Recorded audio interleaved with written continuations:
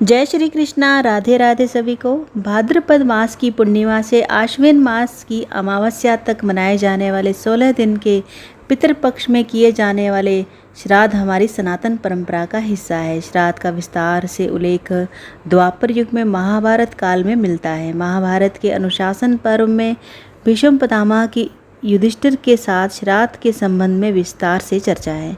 महाभारत काल में सबसे पहले श्राद्ध का उपदेश अत्रि मुनि ने महर्षि निमि को दिया था। इसे सुनने के पश्चात ऋषि निमि ने अपने पुत्र का श्राद्ध किया। इसके अलावा महाभारत के युद्ध के बाद श्री कृष्ण के कहने पर पांडव अपने मृतक परिजनों का श्राद्ध सोमवती अमावस्या के दिन करना चाहते थे, जिससे उन्हें मुक्ति मिल सके, लेकिन उनके जीवन काल में सोमवती अमावस्या कभी नहीं आई। इससे क्रोधित होकर युधिष्ठिर ने सोमवती अमावस्या को श्राप दिया कि आगे से वर्ष में एक बार सोमवती अमावस्या अवश्य आएगी। यही नहीं, इससे पूर्व त्रेता युग में सीता द्वारा दशरथ के पिंडदान की कथा भी सर्वविदित है।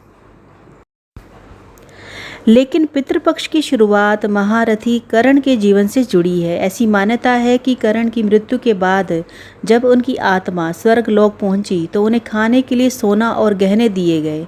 कर्ण को समझ नहीं आया कि उन्हें भोजन की जगह सोना क्यों दिया जा रहा है। उन्होंने देवराज इंद्र से पूछा कि उनके साथ ऐसा व्यवहार क्यों हो रहा है। तब इंद्रदेव ने उन्हें बताया कि उन्होंने अपने पूरे जीवन में स्वर्ण का ही दान किया है, कभी अन्न जल का दान नहीं किया है। यही नहीं, उन्होंने कभी अपने पूर्वजों का तर्पण और पिंडदान भी नहीं किया है। यह सुनकर कर्ण ने कहा कि उसे अपने पूर्वजों के संबंध में कुछ ज्ञात नहीं था, इसलिए उसने कभी तर्पण और पिंडदान नहीं किया। यह सुनकर इंद्र ने कर्ण को उसकी गलती सुधारने का अवसर देते हुए 16 दिनों के लिए वापस पृथ्वीलोक पर भेजा। पृथ्वी पर जाकर कर्ण ने अपने पूर्वजों का श्रद्धापूर्वक श्राद्ध किया और अन्न जल तथा वस्त्र का दान किया। यह करने के पश्चात ही कर्ण को मुक्ति और तृप्ति मिली।